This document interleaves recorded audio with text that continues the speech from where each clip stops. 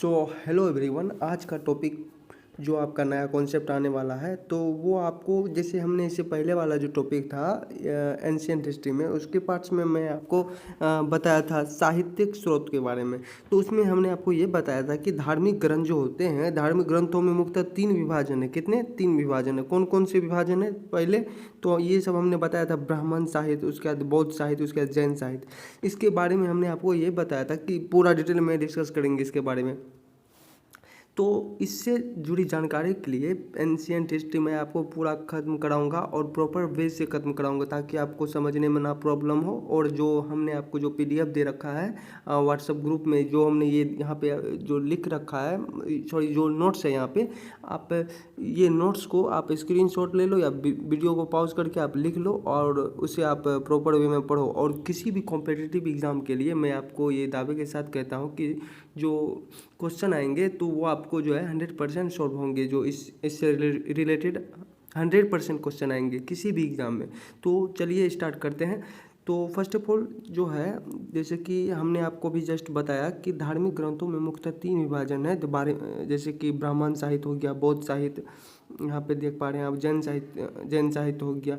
तो यहाँ पे एक कुछ नोट है वो लिख लो, जैसे कि निम्नलिखित स्रोत भारतीय इतिहास को जानने के स्रोत के रूप में जानकारी के लिए लिखे। तो यहाँ पे ये कहा जा रहा है कि इसको नोट कर लेना, निम्नलिखित स्रोत भारतीय इतिहास को जानने के स्रोत के रूप में जानकारी के लिए रखें। इसको आप जानकारी के लिए इसको रख सकते हैं। अब चलिए अब यहाँ पे आगे समझो। जैसे कि हमने ये यहाँ पे पढ़ा था इससे पहले कि यहाँ पे चलो यहाँ पे कि निम्नलिखित स्रोत भारतीय इतिहास को जानने के स्रोत के रूप में जानकारी के लिए रखे गए। यहाँ पे देखो रखे गए हैं एक तरह से। तो इनका जो विस्तृत जो वर्णन उनसे संबंधित चैप्टर में मिलेगा। जो इससे रिलेटेड जब हमने आपको पढ़ाना है, तो जब मैं ये पढ़ाऊँगा चैप्टर इसके बारे में, ब्राह्मण साहित्य, बौद्ध साहित्य और जैन साहित्य, तो उससे रिलेटेड टॉपिक उस चैप्टर में मिलेगा आपको पूरा फुल वे में, पूरा डिटेल में। तो अभी का टॉपिक जो आपके लिए जो मोस्ट इम्पोर्टेंट है, तो पहले हमने आपको ये पढ़ाना है कि जो चैप्टर वाइज में आपको, जैसे टॉपिक वाइज, तो टॉपिक वाइज में हमने आपको ये पढ़ाना है। जैसे ब्राह्मण साहित्य को अभी हम देखेंगे, तो ब्राह्मण साहित्य में हम चलते हैं। तो यहाँ पे समझो, सबसे पहले ब्राह्मण साहित्य। अब ब्राह्मण साहित्य जो है, यहाँ पे सबसे पहले देखो वेद के बारे में हमने आपको बताया था। वेदों को यहाँ पे देखो, वेदों को अपौरुषेय देव निर्मित एवं श्रुति सुना हुआ माना जाता है। तो वेदों को सबसे पहले देखो, वेद कितने होते हैं? वेद होते हैं टोटल 4 होते हैं। कितना? 4 होते हैं।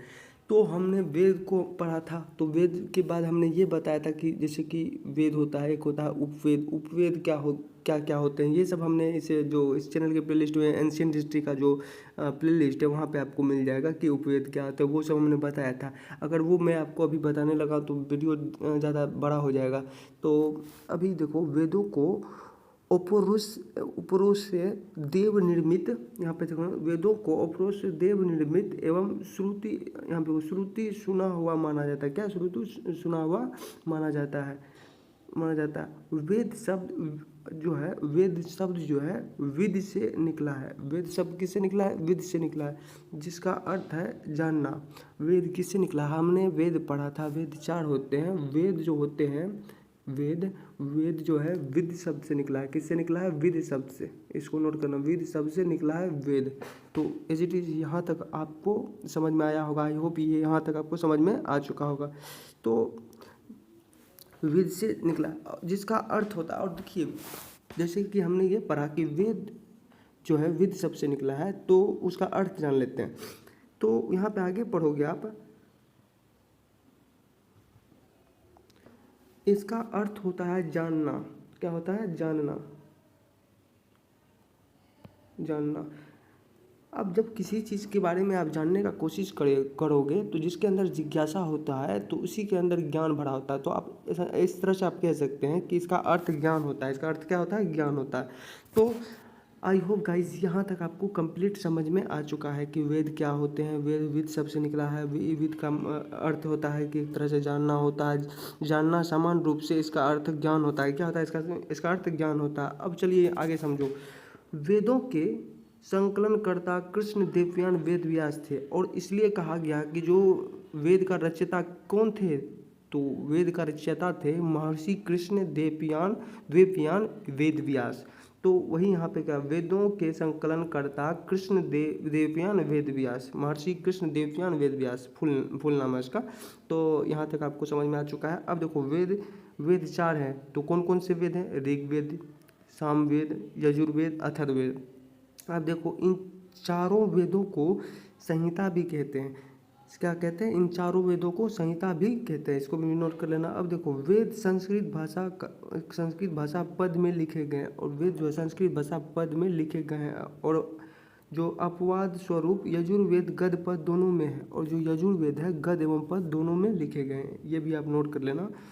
यजुर्वेद जो है गद एवं पद दोनों में लिखे गए हैं। तो क्लियर, तो यहाँ तक हमने आपको बताया। अब आगे देखो ब्राह्मण साहित्य का जो अगला टॉपिक है, अगला यहाँ पे समझो, जैसे कि हमने आपको जो कुछ चीज़ बताया था यहाँ पे देखते हैं। तो फर्स्ट ऑफ ऑल यहाँ पे ब्राह्मण साहित्य था, ठीक। तो ब्राह्मण साहित्य हो गया। तो ब्राह्मण साहित्य में हमने आपको यहाँ तक बताया कि ब्राह्मण साहित्य में वेद क्या होते हैं, और ब्राह्मण में कुछ जो बच गए थे, तो अब ब्राह्मण क्या होते हैं वो भी देख लेते हैं। चलिए समझते हैं। यहाँ पे देखो, जो यज्ञ की व्याख्या करे वही ब्राह्मण है। ब्राह्मण किसे कहते हैं, सुनो। सबसे पहले आप ऐसे इमेजिन करो, जो आपके घर में पंडित जो होते हैं, जो जिसे ब्राह्मण कहते हैं आप, जो ब्राह्मण एक तरह से जो यज्ञ की व्याख्या करे वही ब्राह्मण है। व्याख्या मतलब कि जो आप पूजा पाठ हवन, जो उससे क्या सुविधा, उससे क्या मतलब कि उससे होने वाले लाभों को बताता है कि क्या क्या लाभ होते हैं। तो यही यज्ञ जो है, यज्ञ की व्याख्या करे वही ब्राह्मण है। और ब्राह्मण जो है, ब्राह्मण ग्रंथों को, वेदों को यहाँ पे देखो परिशिष्ट माना जाता है। क्या माना जाता है, परिशिष्ट माना जाता है। और इसमें वेदों की व्याख्या गद में की गई है। ब्राह्मण में वेदों की व्याख्या गद में की गई है। और ब्राह्मण ग्रंथों में राजा, जैसे ब्राह्मण ग्रंथों में, यहाँ पे देखो ब्राह्मण ग्रंथ एक तरह से, ब्राह्मण ग्रंथों में राजा परीक्षित के बाद जो है एवं बिंबिसार से पहले की घटनाओं की जानकारी मिलती है। किसकी, राजा परीक्षित के बाद बिंबिसार की घटनाओं की जानकारी मिलती है। अब कहोगे राजा परीक्षित कौन था, याद करो।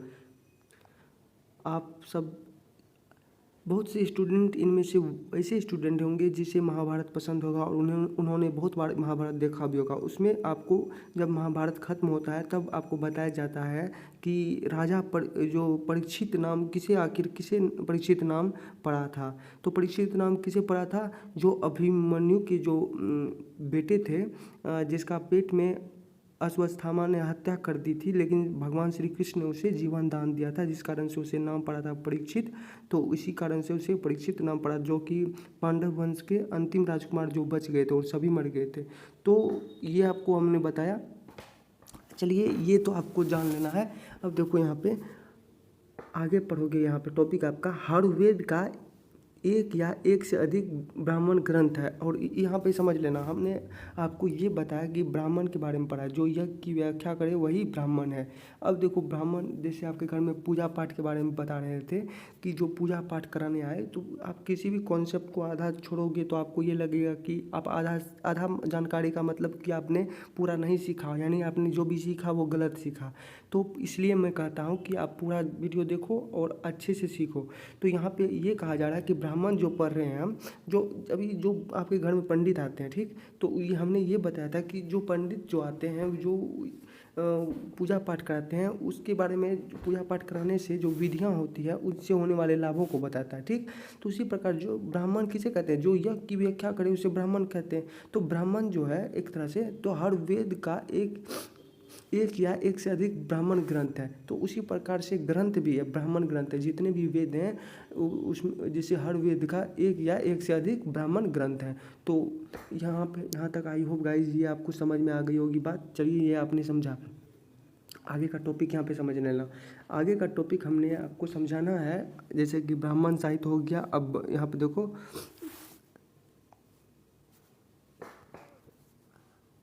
अब ब्राह्मण आपने समझा, तो उसी में आप दोबारा आरण्यक के समझो।